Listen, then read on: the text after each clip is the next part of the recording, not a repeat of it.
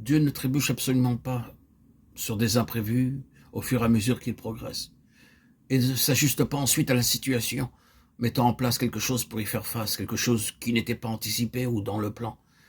Dieu sait depuis le début. Nous pourrions citer les Écritures et une bonne partie d'entre elles pour appuyer cela. Il sait exactement ce qu'il veut, et comment, et par quels moyens il l'atteindra et l'accomplira. Depuis le commencement, toutes ses œuvres sont connues de lui depuis la fondation du monde. Acte 15-18. Ainsi, c'est de cette manière que tout a débuté. Mais lorsque l'humanité dans son ensemble s'est détournée de Dieu et de son intention, de son dessein, de sa pensée, comme elle le fit, Dieu s'est mu afin de retirer de la race humaine une nation, une partie de l'humanité dans laquelle il recouvrerait ce dessein initial, cette première intention, cette première pensée, et recommencerait afin de garantir ce but. Ainsi, il regarda parmi les nations et commença à retirer des nations un peuple pour son nom. Même dans l'ancienne dispensation, ce fut vrai. Une nation au milieu des nations dans laquelle il ferait ce qui, depuis toujours, était dans son cœur et sa pensée.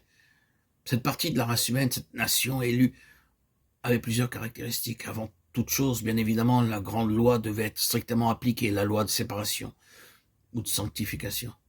Ce groupe devait en effet être sanctifié pour Dieu, être séparé pour Dieu, un peuple sanctifié, séparé. La loi de la séparation spirituelle était la loi de base fondamentale de l'existence d'un tel peuple. Il devait être séparé ou sanctifié, c'est la même chose. Premièrement, de manière intérieure, en esprit. Ils devaient avoir une conscience de cette séparation formée en eux. Toute leur existence devait être fondée sur cet état de conscience qu'ils étaient différents. Ils étaient distincts, mais ils n'étaient pas d'un seul même bloc avec les autres nations spirituellement et moralement. Ils étaient différents. Ils en avaient conscience. Celle-ci, bien sûr, donnait lieu à des difficultés en dedans et en dehors. Parfois, cela se passait mal. Mais c'était là. Vous ne pouvez pas manquer de constater ce sens d'être différent, par l'œuvre même que Dieu avait faite, par l'acte de Dieu dans leur appel, dans leur séparation, dans leur sanctification. Ils savaient qu'ils étaient distincts de tous les autres peuples. C'était dans leur conscience même. Vous ne pouvez pas expliquer de nombreuses choses que je n'ai même pas le temps de mentionner, en dehors de cette réalité.